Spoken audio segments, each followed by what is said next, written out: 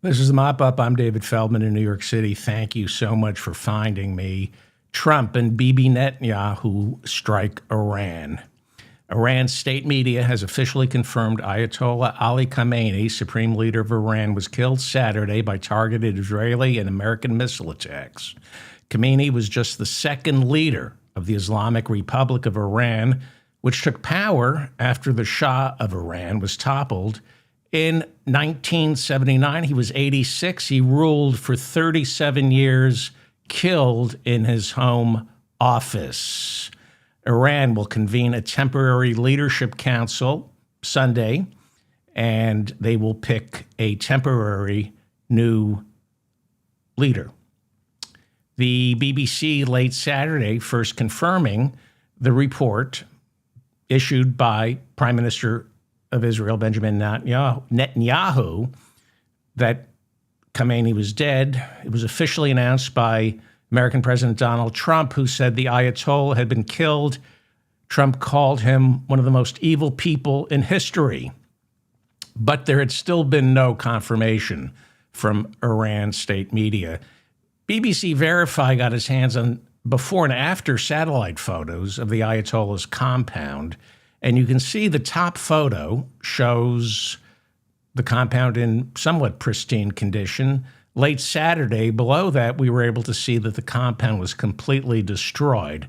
I believe the compound is called the Pasteur Gated Compound. It's on Pasteur Street in central Tehran. The street is named after Dr. Louis Pasteur. It's in central Tehran. It's the home of the supreme leader, Ayatollah Ali Khamenei. Well, it was his home and it was his office. It was also the headquarters for his senior leadership. It contained the presidential palace and the headquarters for the Supreme National Security Council, which handles domestic and foreign security for Iran. So with no hand-picked successor and the future of the government uncertain, the Iranian cabinet said the killing will not go unanswered. The cabinet then declared 40 days of mourning, and there are reports that killed alongside the Ayatollah Khamenei were his daughter, his son, their respective spouses, and a grandchild. So you're looking right now at the streets of Isfahan in central Iran after news of the Ayatollah's death was announced.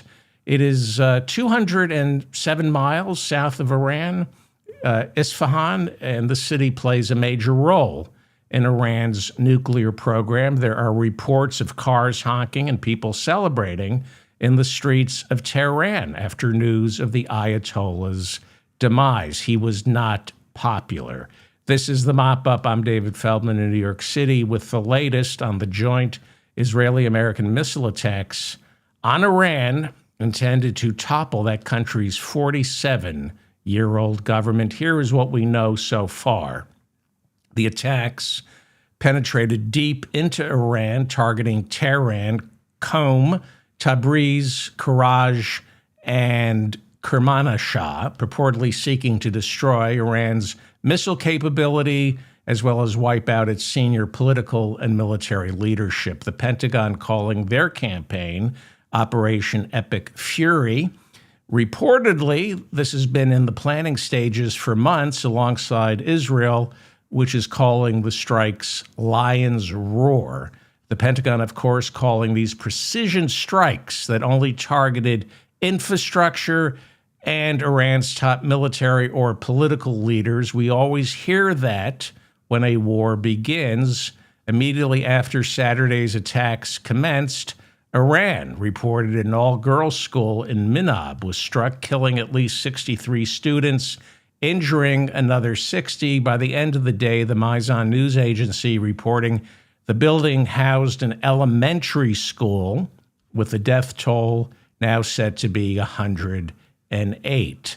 The strikes began at around 2:45 a.m. Eastern on Saturday morning, just around 9:45 a.m. in Iran. It was at the height of the workday as Iranians' top military leaders were in a meeting. Usually, Israeli strikes at night.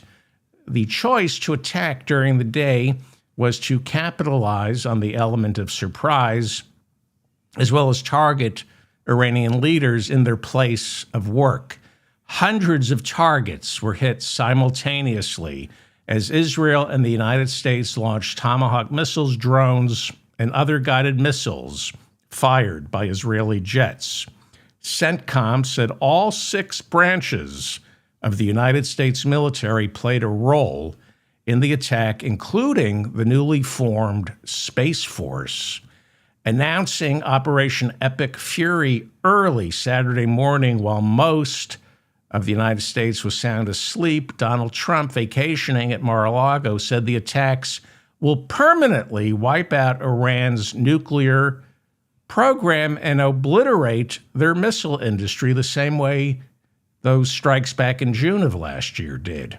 From the moment the United States and Israel said go, one of their top priorities was decapitating the entire Iranian leadership by taking out the Ayatollah and Iran's president, Masoud Pezeshkian, who was elected in mid-2024. What we know so far is the president, Masoud Pezeshkian, is still alive, and he issued a statement late Saturday to that effect. His son also confirmed that Israel and the United States failed to take him out. And we are getting reports that within the first hour of the airstrikes, they had already killed the Ayatollah. By early evening Saturday, this is about 12 hours after the first missiles hit, the Iranian government failed to issue any statements, and that suggested these strikes had either killed both the Ayatollah and the president, or they were so deep in hiding they feared any statements would give away their coordinates. The Wall Street Journal on Saturday broke the story that Israel and the U.S. military chose Saturday for the strikes because they had information that this was a rare opportunity to catch the Ayatollah with his senior leaders all meeting in the same location. The Wall Street Journal said Israeli intelligence narrowed these meetings down to 3 locations, including the compound where the Ayatollah lived. New reports saying Israeli jets hit the Ayatollah's home with 30 missiles, and that is what killed him.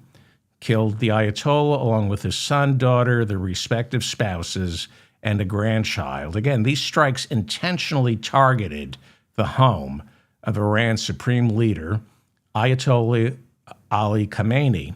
Now, in the past, it was considered unwise taking out religious leaders for fear it would unleash incalculable fury from his followers who would avenge his death by any means possible, even a rash of suicide bombings. There are reports this morning that 9 people in Pakistan were killed rushing the U.S. embassy to either set it on fire or whatever. They were killed in response to the death of the Ayatollah. So what does it mean killing the Grand Ayatollah?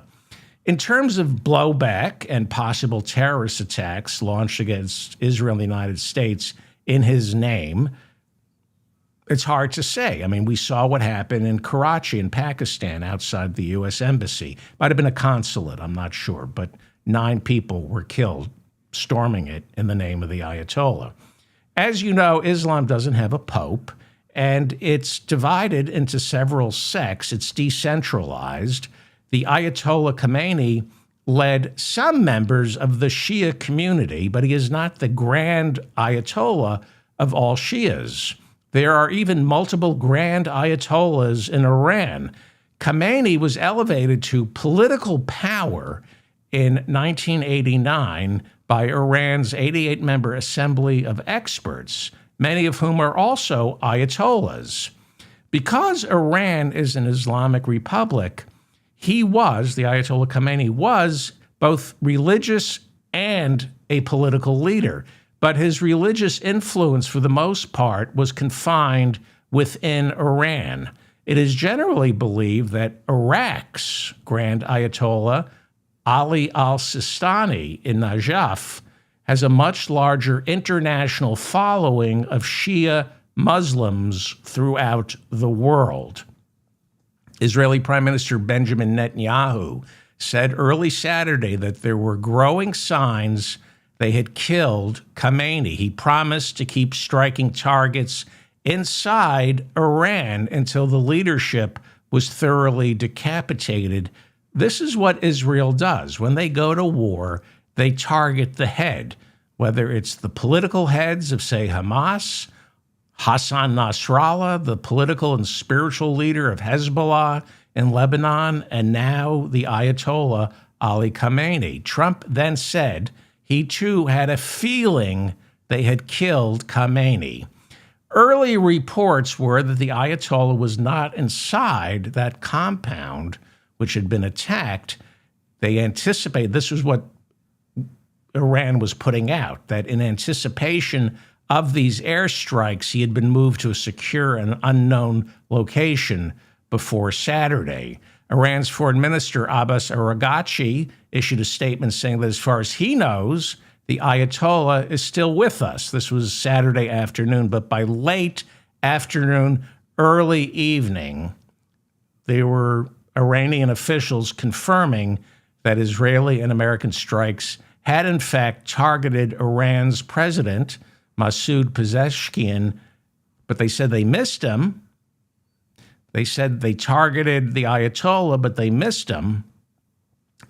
Throughout the late afternoon and early evening here Eastern time, Iran was insisting that both the president of Iran and the Ayatollah were still alive. Then, early evening, Iran state media confirmed that the Ayatollah was dead and no reports that the president had been killed. After the bombing campaign commenced Saturday morning, Israel was quick to announce they had killed several of Iran's top defense officials. It is now believed Iran's defense minister, General Aziz Narizdaya, is dead. So is the head of the Revolutionary Guard, General Mohammad Pakpour, and a top advisor to Iran's supreme leader, that would be the Ayatollah, Ali Shamkhani, is also reportedly dead. And now we're getting reports of others being found in the rubble. On January 8th, 2020, during the final year of his first term, Trump ordered the killing of Qasem Soleimani. He was the commander of Iran's elite Quds force and perhaps the most beloved figure in Iran. Polls gave him an approval rating of 73%. He was way more popular than the Ayatollah, who was not popular. Soleimani was, and he was visiting Iraq when an American Reaper drone fired a missile, taking him out. That order came from Donald Trump. John Bolton was no longer Trump's national security advisor at the time of Soleimani's killing, but Bolton was an Iran hawk, seen by some as the driving force behind Soleimani's assassination. Bolton had quit or was fired a few months earlier. So after Soleimani was killed, a $300,000 bounty was placed on John Bolton's head. The Justice Department ended up arresting a member of Soleimani's Quds force who did try to kill John Bolton. When Bolton left the White House in late 2019, Trump revoked his Secret Service protection. President Biden restored it, and on day one of Trump's return to the Oval Office in 2025, Trump immediately revoked John Bolton's Secret Service protection. Why? Well, in his 2020 book, Bolton called Trump, quote, stunningly uninformed. During the 2024 presidential campaign, Bolton said Trump was, quote, too dumb to be a fascist. Last year, the Trump Justice Department indicted Bolton for mishandling classified documents, sharing them with his family as he prepared his memoirs and needed their help. The BBC reporting that the Red Crescent says more than 200 Iranians were killed on the first day of the attack. That number will, by the time you hear this, that number will be much higher. Within 1 hour of rockets hitting Iran, Iran fired back. By some estimates, 300 drones and missiles were launched immediately towards Israel, with most of them getting knocked out of the sky before they could do any damage. So far, one woman was killed in Israel after an Iranian missile hit her Tel Aviv home. A total of 121 Israelis are believed to have been injured, most from the missile attack on Tel Aviv. The damage in Israel has been caused by some direct hits from missiles or debris falling from the sky.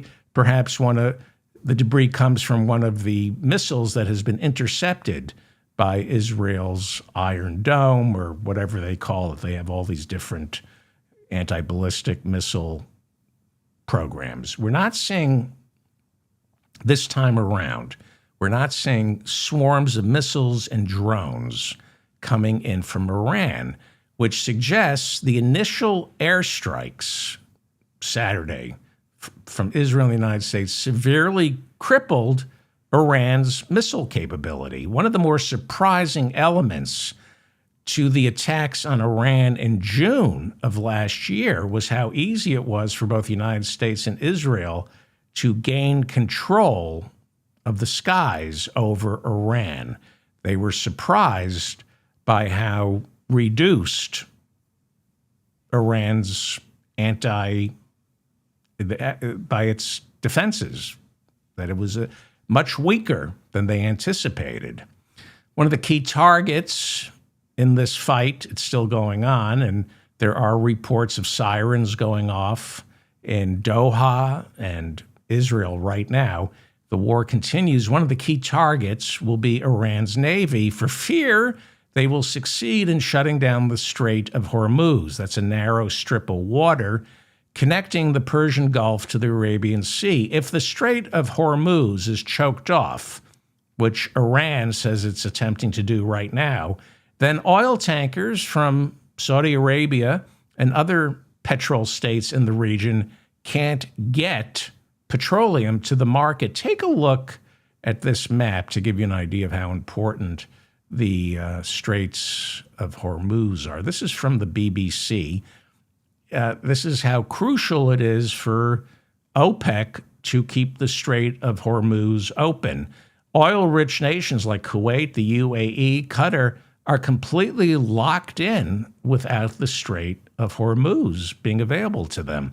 You can see Saudi Arabia has some access to the Red Sea, but it too is reliant on moving ships through the Strait of Hormuz, which Iran says it's shutting down. That could jack up the price of oil by Monday. We will see. Well, Iran has declared the Strait of Hormuz to be closed. Legally, most of the Strait of Hormuz belongs to Iran and Oman, and most of it, however, is considered international water. But because of Iran's strong military presence in the region, they are capable of clogging the Strait of Hormuz. That would be a problem. 20% of the world's gas and oil must pass through the strait to be sold on the open market. And that would be a problem if you are into destroying the planet. Iran rockets hit Bahrain on Saturday. Iran also fired into Jordan, Qatar, the UAE, and Kuwait. U.S. armed forces in Iraq intercepted an Iranian drone fired into the country. Jordan says it shot down 2 Iranian ballistic missiles. The missiles probably were heading towards Israel, and Jordan was helping out. Iranian drones struck Kuwait's airport, and Iranian missiles reportedly hit a Kuwaiti military installation. Iran's Islamic Revolutionary Guard say they were launching drones and ballistic missiles into any country that is home to U.S. military bases. Bahrain, the UAE, and Qatar were all hit Saturday. Saudi Arabia said incoming Iranian missiles were knocked out of the sky by its THAAD missile system and possibly some Patriot missiles. There are close to 3,000 American soldiers stationed in Saudi Arabia. The largest American base in the Persian Gulf is inside Qatar. There are reports of explosions there. The United States Fifth Fleet is headquartered in Bahrain. Reports are that some Iranian rockets were able to sneak past that country's missile shield, no doubt sold, they purchased from the United States. As of now, no reports of any injuries in Bahrain. Iranian Revolutionary Guard missiles were launched sporadically throughout the day, with Israelis running for cover in their shelters. So far, there's only one death reported, multiple injuries. It is now being reported 96% of Iran's internet is down. Trump told the Iranian people to rise up against the regime. Well, in the past, the Iranians could listen to the president on their radios through Voice of America under the leadership of Carrie Lake, the election-denying candidate for governor and senator of Arizona. She now runs Voice of America and has thoroughly gutted it, firing most of its employees. So there really is no Persian-speaking Voice of America to tell the people to rise up. Flights going in and out of Iran, Israel, Iraq, the UAE, Jordan, and Qatar were disrupted. Most civilian airspace in those countries remained closed today. A total of 1,600 flights in the immediate region were canceled yesterday. Russia condemned the Iranian strikes, warning they could result in radiological catastrophe. Well, you might want to think about that when you go into Ukraine and attack the nuclear reactors there. Up until the fall of the Soviet Union, Iran shared a border with the Soviet republics of Azerbaijan, Armenia, and Turkmenistan. All three of those countries are now independent, but Iran and Russia have relations going back generations. So at one time, Azerbaijan, Armenia, and Turkmenistan were Soviet republics. And so Iran and Russia go back. They have a history. It's why the drone technology Russia is using in Ukraine was designed by Iran, and it was provided to Russia by Iran until Putin in 2023 paid close to $2 billion for the rights to use Iranian drone technology and build the drones himself. The United Kingdom said it didn't participate in the Iranian airstrikes, but British Prime Minister Keir Starmer said Iran could end the fighting now by agreeing to stop its nuclear weapon ambitions. After Iran retaliated, hitting Israel and several Persian Gulf nations, the United Kingdom's Foreign Secretary called Iran an abhorrent regime, guilty of indiscriminate strikes against its neighbors. Late Saturday afternoon in New York City, the United Nations convened an emergency session of the United Nations Security Council. UN Secretary General Antonio Guterres used that meeting to condemn the U.S. and Israeli strikes on Iran. He said, quote, "Military action carries the risk of igniting a chain of events that no one can control in the most volatile region of the world." So the White House version of events is that talks in Geneva between the United States and Iran, talks being brokered by Oman, Iran's neighbor. Oman shares the Strait of Hormuz with Iran. So Oman was brokering the peace talks between the United States and Iran. The White House claims the talks collapsed last Thursday. America's lead negotiators with Iran were Trump's son-in-law, Jared Kushner, who has personally pocketed hundreds and hundreds of millions of dollars from oil-rich Persian Gulf nations, and his sidekick negotiating with Iran was real estate tycoon Steve Witkoff, whose family has several real estate and cryptocurrency ventures with Qatar, the UAE, and Kuwait that we know of. After Thursday's talks mysteriously collapsed, Oman's foreign minister, who was brokering the talks — Oman is a neighbor of Iran, they share the Strait of Hormuz — the foreign minister of Oman rushed to Washington, D.C. on Friday trying to stop the war. He met with Vice President J.D. Vance, and we all know how it went. Trump and Israel began bombing early Saturday morning, about 2:45 a.m. Eastern. According to the Constitution, only Congress gets to declare war. And as usual, when the fighting started, when the bombs started dropping, Congress was left completely out of the loop. The Intelligence Oversight Act of 1980, this is a law passed in the United States Congress, signed into law by Jimmy Carter in 1980. The Intelligence Oversight Act of 1980 mandates that before launching any military strike that requires covert ops, the president must alert what is called the Gang of Eight. What is the Gang of Eight? They are, by law, the Gang of Eight is the legislative branch, the top 8 military members of the House and Senate. So who is the Gang of Eight? It's the Speaker of the House. That would be Mike Johnson. It is the House Minority Leader. That would be Hakeem Jeffries. He's the Democrat. It would be the Senate Majority Leader, John Thune, Republican, and the Senate Minority Leader, Chuck Schumer, Democrat.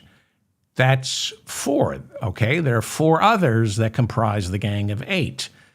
They are the chair of the Senate Select Committee on Intelligence, or the Intelligence Committee. That would be Senator Tom Cotton, the Republican from Arkansas, and the ranking member of the Senate Select Committee on Intelligence, Democrat Mark Warner of Virginia.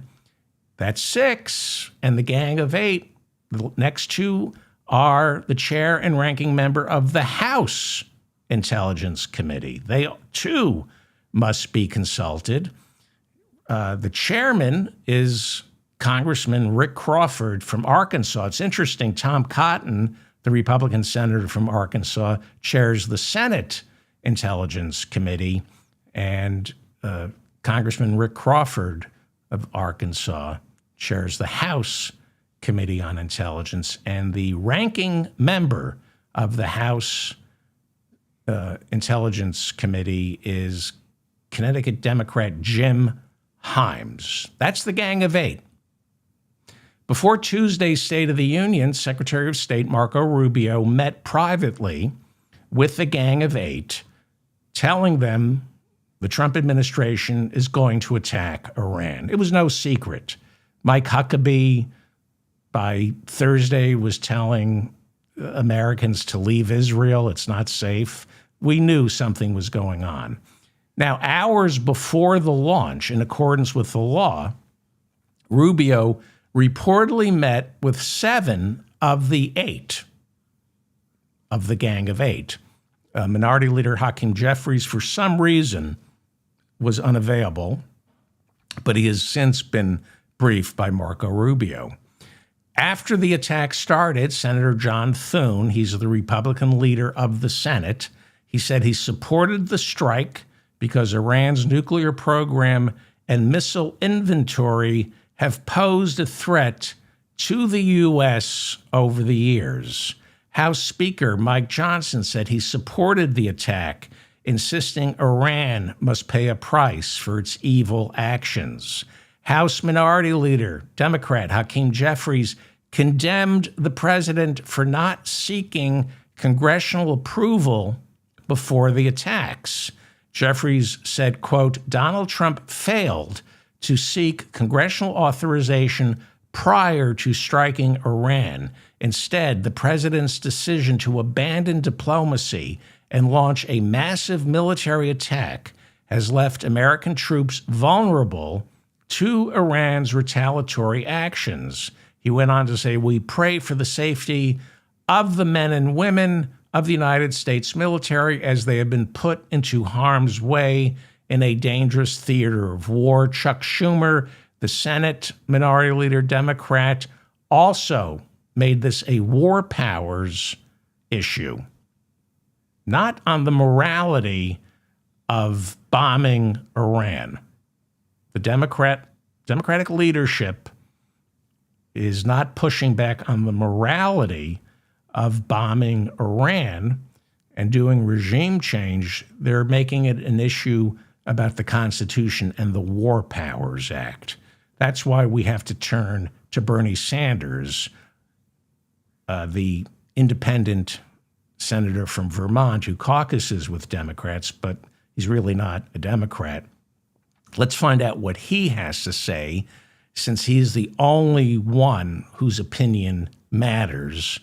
He called the airstrikes illegal and unconstitutional, and because it's Bernie Sanders, I'm going to read what he said in its entirety. This is a tweet and a statement put out by Bernie Sanders. President Trump, along with his right-wing extremist Israeli ally Benjamin Netanyahu, has begun an illegal, premeditated, and unconstitutional war. Tragically, Trump is gambling with American lives and treasure to fulfill Netanyahu's decades-long ambition of dragging the United States into armed conflict with Iran. The U.S. Constitution is clear. It is the Congress that declares war, not a president acting unilaterally. The Senate must reconvene immediately and vote on a pending war powers resolution, which I will strongly support.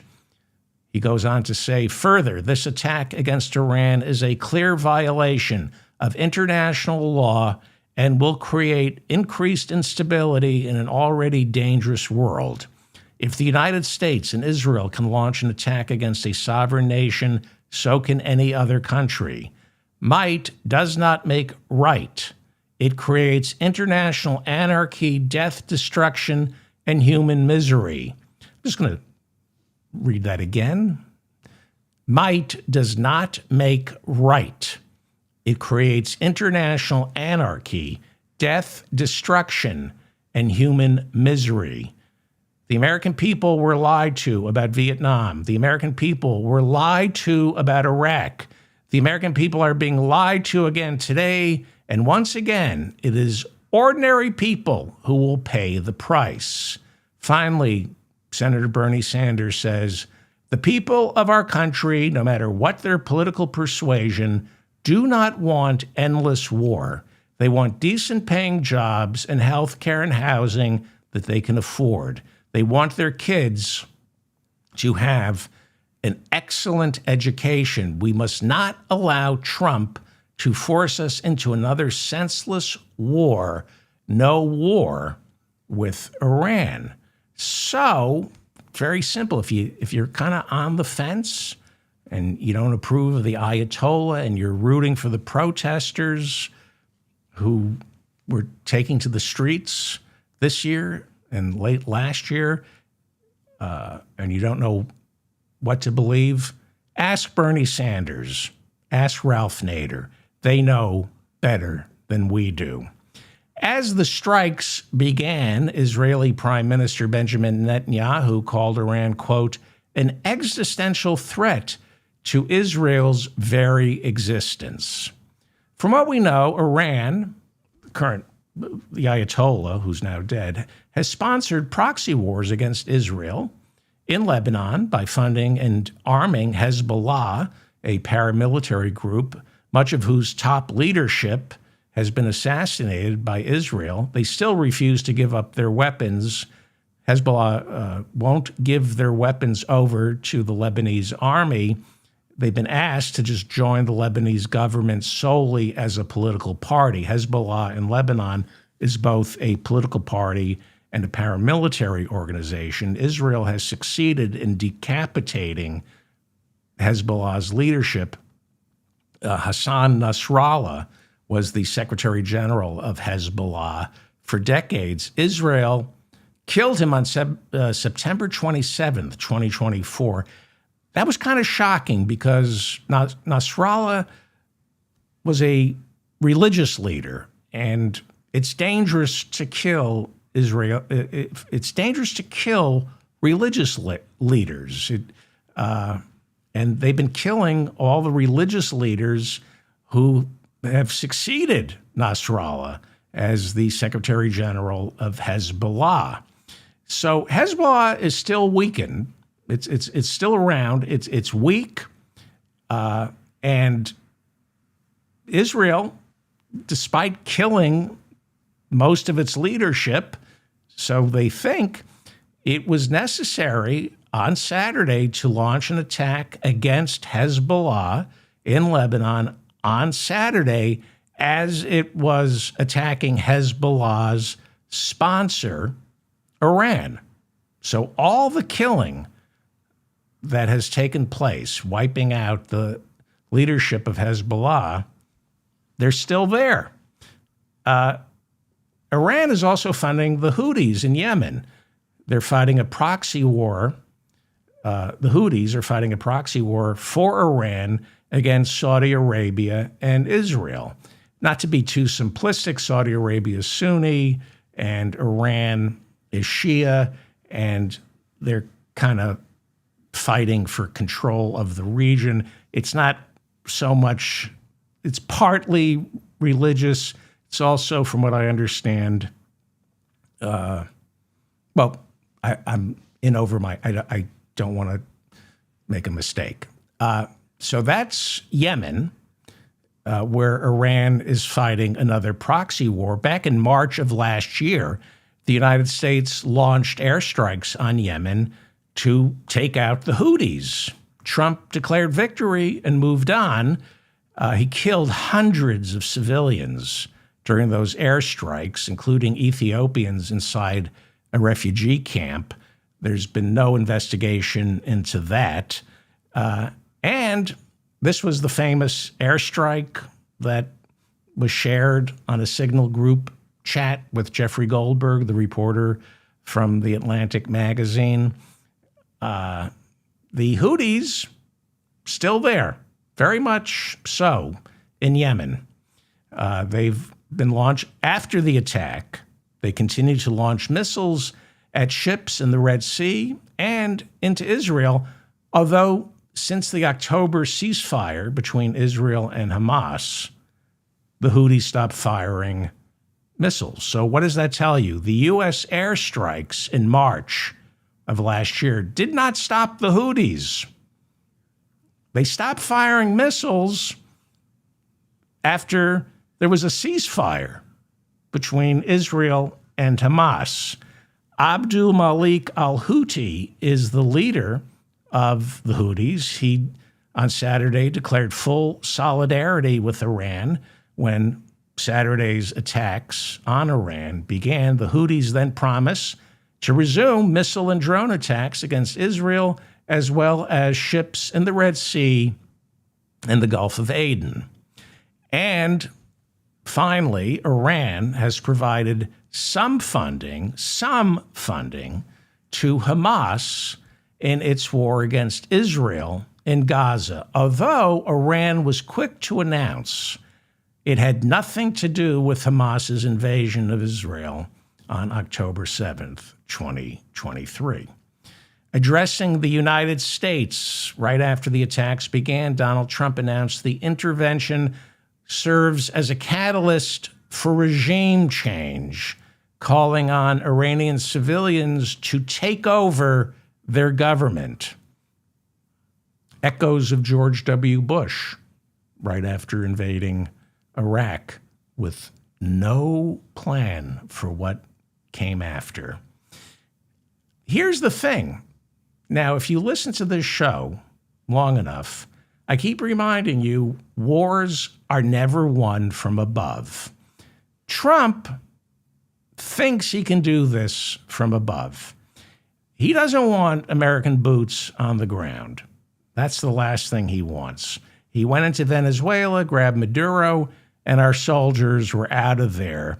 Was there regime change in Venezuela? Was there? He likes airstrikes. He loves the airstrikes against the supposed narco-terrorists. Nobody knows if they're narco-terrorists because they kill all their survivors, so there's no way to ask them, are you narco-terrorists? All the evidence is at the bottom of the Caribbean or the Eastern Pacific.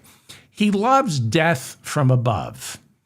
He's not willing to bomb the homes of the drug cartel leaders because that opens up a hornet's nest, as we saw last week in Mexico. So Trump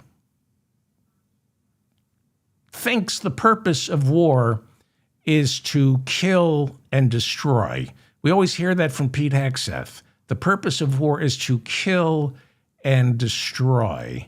Well, it isn't the purpose of war, by the way, but you cannot destroy your opponent without first occupying the country and putting somebody new who likes America in charge, right? So we rarely win wars.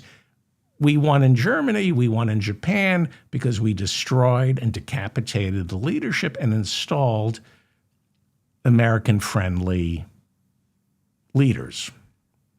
So if you just bomb from above, you just destroy things. That's not winning a war. You have to temporarily put boots on the ground and occupy the country.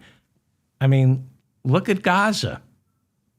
How many bombs has Netanyahu dropped on Gaza? And he still had to send soldiers in. And Hamas is still around. Hamas is regaining influence and power in Gaza.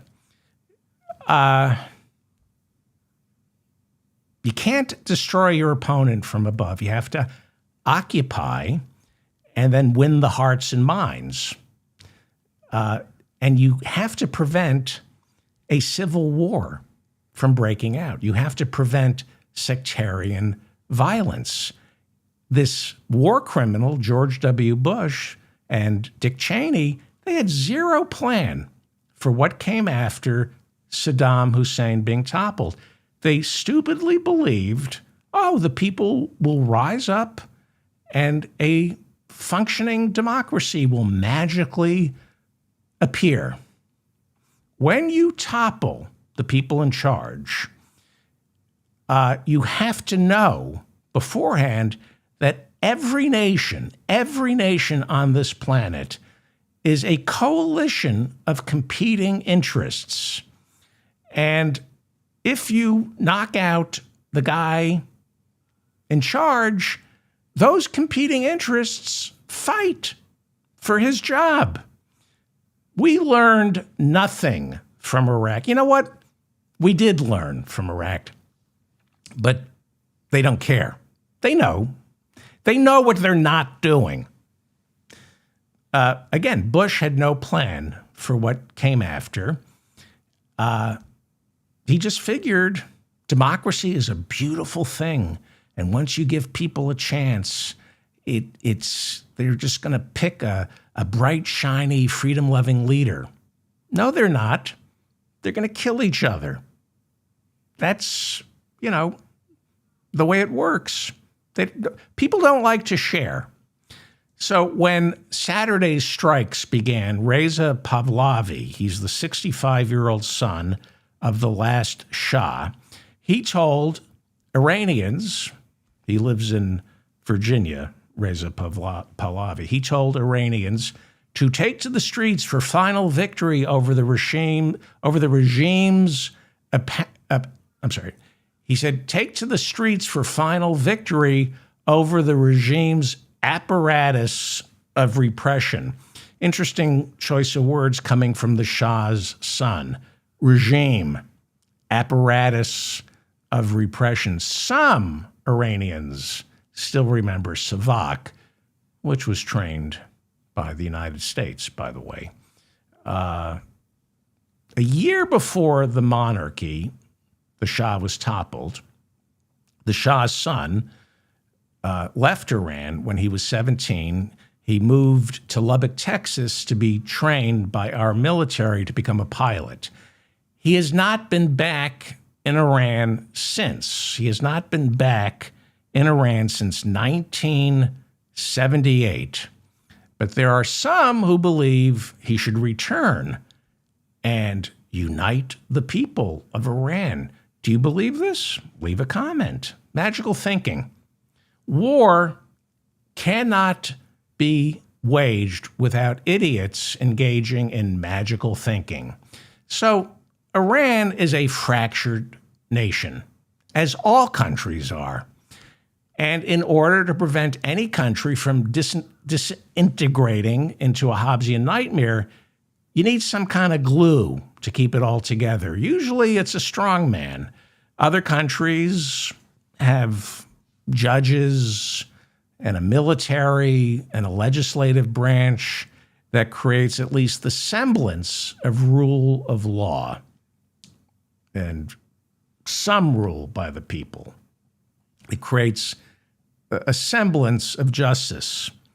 And even that doesn't materialize overnight. Imagine this country fracturing. I mean, it already is. Think of all the different ethnic groups and religions. Think of all the people in this country who think race is an actual thing. It isn't.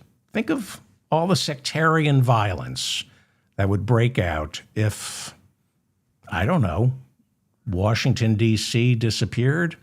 So Iran is, if you've noticed, we're about 47 minutes into the show.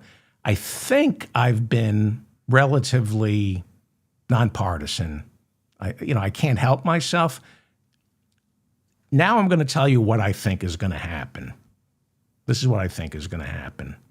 And my best hope is nothing. More of the same in Iran. I don't believe the regime was toppled the same way Venezuela's regime wasn't toppled. That's and because the alternative, I'm going to show you what the alternative is. The alternative is basically what happened in Iraq. And I have to think Trump, as stupid as he is not going to, I think they're going to prop up the current regime in Iran and things are going to stay the same. Best case scenario, they give up their nuclear ambitions and stop fighting proxy wars in Lebanon, Gaza, and Yemen. But I don't see the United States or Israel wanting Iran devolving into what Iraq became. So if you look at this, Iran, this is why what I'm telling you, the best case scenario is there's democratic freedom. The president of Iran assumes more influence than the Ayatollah. Modernity gradually grows, but look at this. Look at the numbers here, because this thing could really explode. So Iran is comprised of religions and ethnicities. Ethnicity. What is ethnicity? It's a shared history. It's a language. It's your culture. It's your tribe. It's your geographic lineage. It's a shared heritage and identity. Race doesn't exist. There's no such thing as race. It's a social construct devised to justify slavery. So there's no white race. So forget race. But ethnicity is real. It can be identified in both time and space. So 61% of Iranians are Persian. That's their ethnicity. They are not Arab. They are Persian. The other ethnicities in Iran include, well, you got 16% Azerbaijani, you got 10% Kurds, and you'll see all the way on the far right of the spectrum there, 2% of the Iranian people are Arab. 2%. You'd be amazed how many Americans still think if you're from Iran, you're Arab.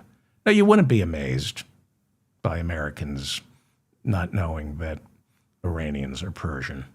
So we're talking about the ethnicity here. All right, let's look at religion. 90% are Shia Muslim. Some put it at 95%. And anywhere between 5 to 10% are Sunni Muslim. Now, Sunnis and Shia, they don't always get along, and we saw that after the fall of Saddam Hussein. Now, I'm not making this up. John Kenneth Galbraith's son wrote a piece immediately after the sectarian violence broke out in 2003, after we invaded Iraq illegally. And he said, going into Iraq, George W. Bush, war criminal, did not know the difference between Sunni and Shia. He didn't learn the difference between Sunni and Shia until sectarian violence broke out. But let's elect a man who's comfortable in his own skin. I can relate to George W., but he's like me, stupid. I'm voting for the stupid guy, not Al Gore. Al Gore's smart. He makes me feel stupid. So, as I said, the Sunni and Shia don't always get along. Iran, right now, by law, is officially a Shia Islamic state. By law. So it's got to be run at the top by Ayatollahs who are not just Muslim, but they practice Shia Muslim Islam. There are about 10,000 Jews living in Iran. In fact, one of the oldest Jewish communities is in Iran. It goes back 2,700 years, and they have Jews serving in the Iranian parliament. So, cracking open Iran, which is what Trump did alongside Bibi Netanyahu on Saturday, is this a recipe for disaster? Is this Iraq Part 2? You have all these competing religions, competing peoples, ethnicities. What comes the day after? Well, American boots are not going to be on the ground in Iran. I think we all agree on that. Without any foreign nation occupying Iran, I don't think Israel is occupying Iran. So what happens? You cannot bomb a country into submission. You have to go in there, hand-to-hand combat, and then you've got to install a leader. You saw what happened in Iraq. That's the way it is. You cannot win a war just by bombing a country into submission. So what's going to come next? All right, this is where I'm going to editorialize. I think more of the same. I don't see regime change. I've been wrong on countless things. This is just me guessing here. Leave a comment. Without any occupying force, I think the parliament, they have a president, they're going to elect a new Ayatollah. I think they will continue it'll be different people amassing the same power, and it will be more of the same. I don't see regime change. I see more of the same with, at best, more moderate forces in charge, perhaps a mild embrace of modernity. I think if you ask Netanyahu what he wants, I think he wants a pardon from the president of Israel for the crimes he's committed.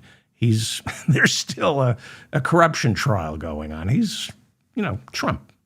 Trump is lobbying the president of Israel to pardon Netanyahu. So what does Netanyahu want? If you ask him what he wants in Iran, he probably doesn't care who's in charge so long as Iran is no longer launching proxy wars against Israel, Saudi Arabia, and the United States, and intervening in Syria and Lebanon.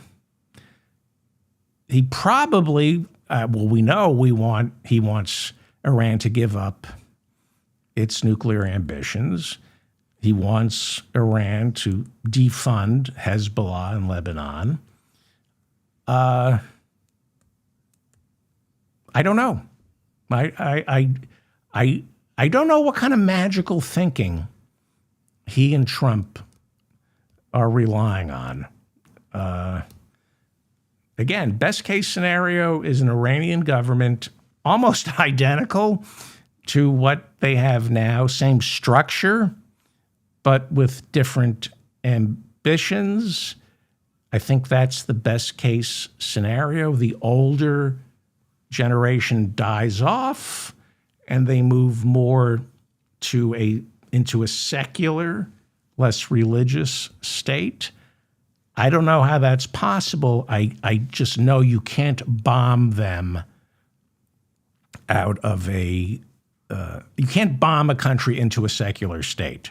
I think they become more religious. I don't know much, but I don't think you just keep dropping bombs on people and hope they go, you know what, let's marginalize the Ayatollah. I don't think that's happened. Let me show you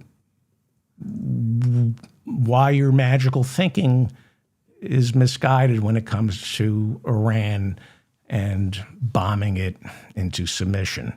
So this is Iran. And on the left, or Western Iran, you have the Kurds. Kurds are majority Sunni Muslims. But in Iran, if you look at like in the Kurds in Turkey are Sunni, but in Iran, it's about 60-40. 60% of the Kurds are Sunni, and they got about 40% Shia. And they're not happy. They're oppressed. They feel oppressed in Iran. They feel oppressed in Iraq. And they feel oppressed in Turkey. They want their own country. And they're down on the right in southeast Iran, bordering Pakistan. You have the Baluchis, or the Balukis. I apologize, I don't know how to pronounce this. And they are 90% Sunni. So the Balukis, or the Baluchis, cheeseburger? No, that's Baluchis. The Balukis are 90% Sunni in a predominantly Shia nation. And they are more likely to identify with Sunni-controlled Pakistan, which is up against the border. And they are more likely to identify with Iran's mortal enemy, Sunni-controlled Saudi Arabia. Now, I'm not an expert on this, but from what I read, among the Baluchis, you will find some sympathies with al-Qaeda, Osama bin Laden's terrorist group that originated in Saudi Arabia. And again, Saudi Arabia, the Muslim Brotherhood in Egypt, from which al-Qaeda sprouted, Sunni. And so how do you unite a nation like this? Bomb it? Is that the answer? Just bomb it and break it apart? How do you keep a nation together? What keeps us united and prevents us from breaking out into sectarian violence? I don't know. Why are the maps this way? Well, after World War I, countries were divided, and not along tribal or ethnic lines, but divided to divide. They were divided to divide and conquer. So Britain and France would have more influence. And then you fight wars and you need buffer zones. And when you fight those wars, you get new territory made up of people who don't share your ethnicity or religion. So your countries are very complicated. You don't bomb them into submission.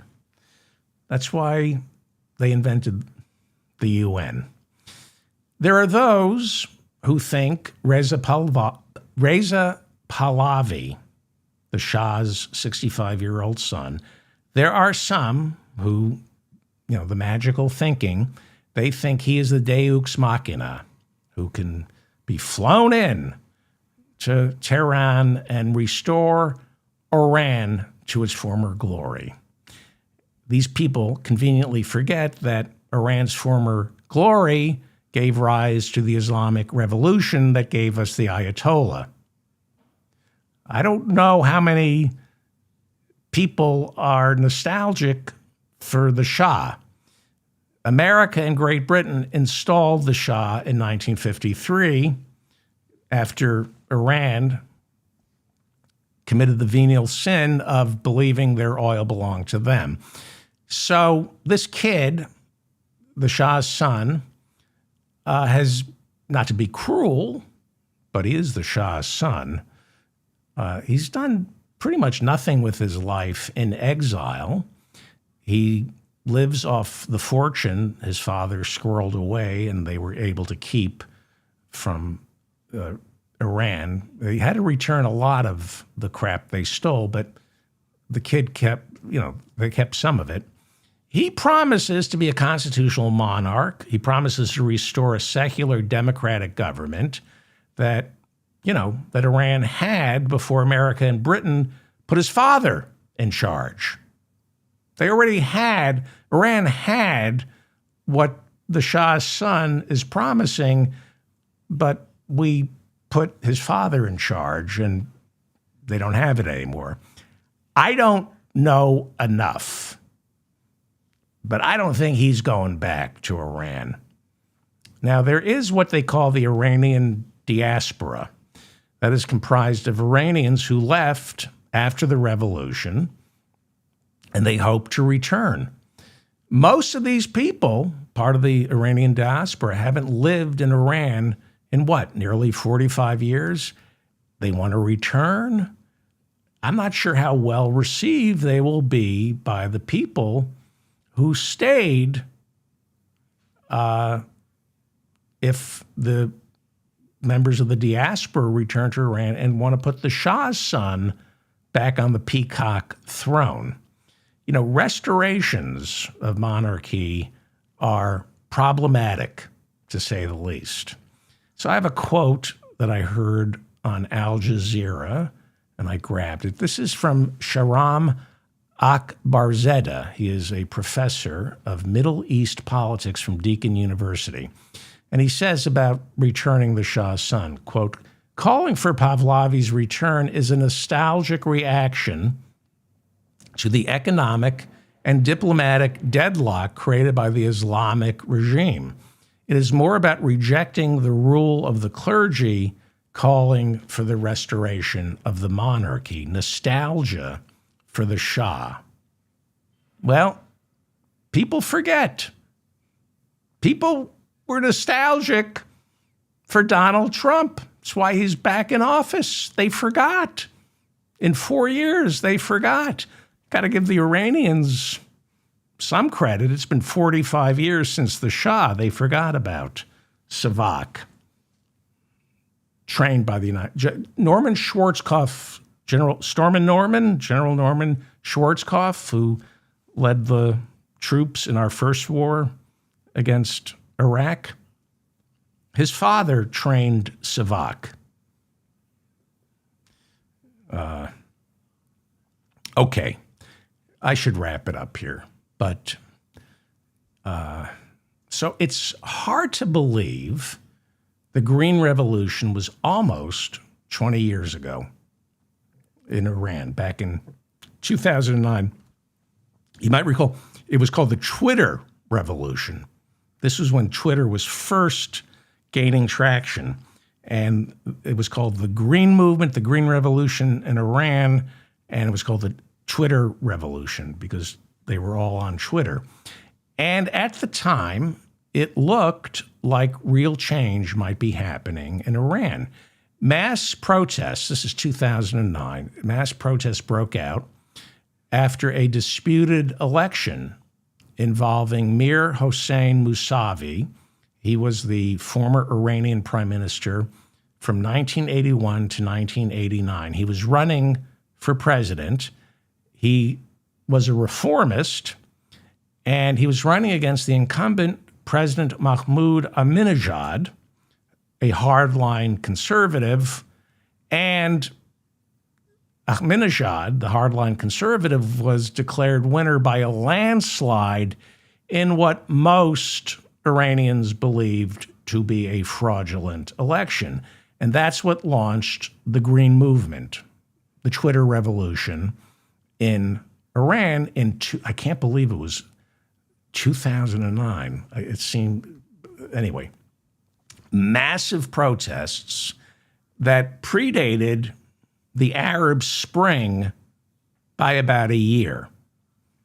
And Mousavi, the reformist who lost, he has been under house arrest since 2011.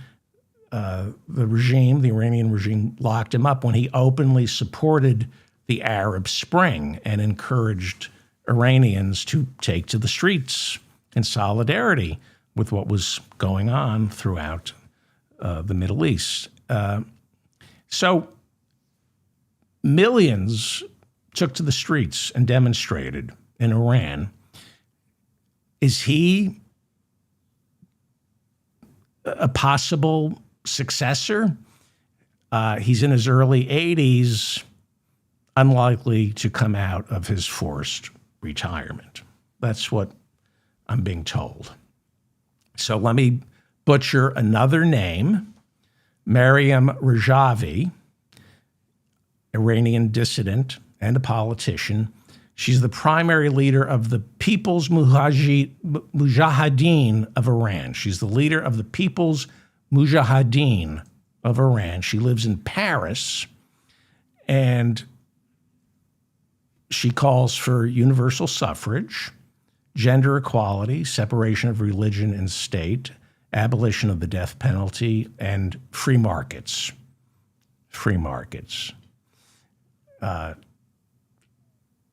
Hang on for once. I'll tell you about her in a second. So since Saturday's attack in Paris, she declared a provisional government under her leadership in Paris.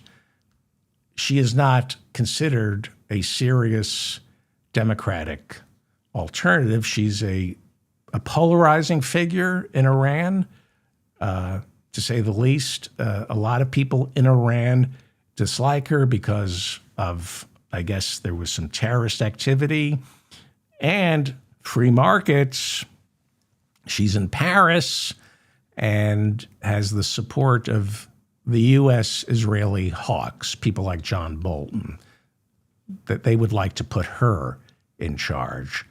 I don't think that's going to happen. I'm going over this because I'm showing you the magical thinking that went into this air attack. It's the same magical thinking that went into the illegal invasion of Iraq. What was his name? Chalabi? Everybody thought this guy Chalabi was going to be welcomed. He was part of the Iraqi diaspora, and he had Bush and Cheney convinced that, I will come back to Baghdad and the people will, no. And finally, I'll wrap this up. There's what is called the Solidarity Movement. Most of you are familiar with this if you've been following Iran at all. It's also Hamgami, which means, I think, solidarity or lockstep, marching together. It rose to prominence in 2023 following the death of 22-year-old Mahsa Amini, who was visiting Tehran with her family when she was arrested for wearing her hijab improperly. She was showing too much hair. And the morality police took her into custody, and they beat her to death. She died 2 days later after being taken in by the morality police. This led to the Women Life Freedom Movement, massive protests throughout Iran, the largest since the revolution. And we saw massive protests around the world against the Ayatollah. And these were the largest protests against the regime since the protests against the Shah in 1978. And just like the massive protests we saw in Iran earlier in 2026 and in late 2025, you heard a lot of Westerners say, this time it's different. I don't think the regime can survive this. But it did. The regime survived it. The regime survived the Hamgami movement of 2023, and it survived the protests that were going on in late December and early 2026. Donald Trump said the Iranian regime killed 30,000 protesters. Unfortunately, he's a liar, but we know they killed thousands of protesters. They were going into hospitals and shooting protesters who were wounded. So the regime survives. And it looks, and I'm not usually wrong. I can be wrong. I can be horribly wrong sometimes. I can be horribly right. It looks like Bibi and Donald Trump's airstrikes took out the leaders of the regime. But I'm not so sure this regime is going anywhere, especially since Bibi Netanyahu and Donald Trump, the two guys who launched Saturday's airstrikes against Iran, they don't care about freedom and democracy. They want stability and profits. I'm not so sure what they accomplished other than killing people. I'm David Feldman, reminding you to stay strong and protect the weak. If I made any mistakes, if you want to correct all the words I butchered and mispronounced, go ahead. That I can't help. I did my best. But if you want to correct my pronunciation, I think that was the least of my problems for today's show. If I got my facts wrong, if you actually know something about Iran and its history, please leave comments. You can correct me or add on, and I issue corrections on this show. Thank you to Bob and Mila in the chat room for keeping the chat civilized. If you enjoyed any of this show, please hit the like button. That helps me stay in your feed. Hit the notification bell. That tells you when my next show is. Please subscribe to my channel and my newsletter. It's hard. Anyway, I'm going to finish up. Thank you for listening. This wasn't fun. This was not a fun. I wanted to talk about the midterms, and I woke up to this. And I haven't told you what I really think. I wanted just to go over the facts with you. So thank you.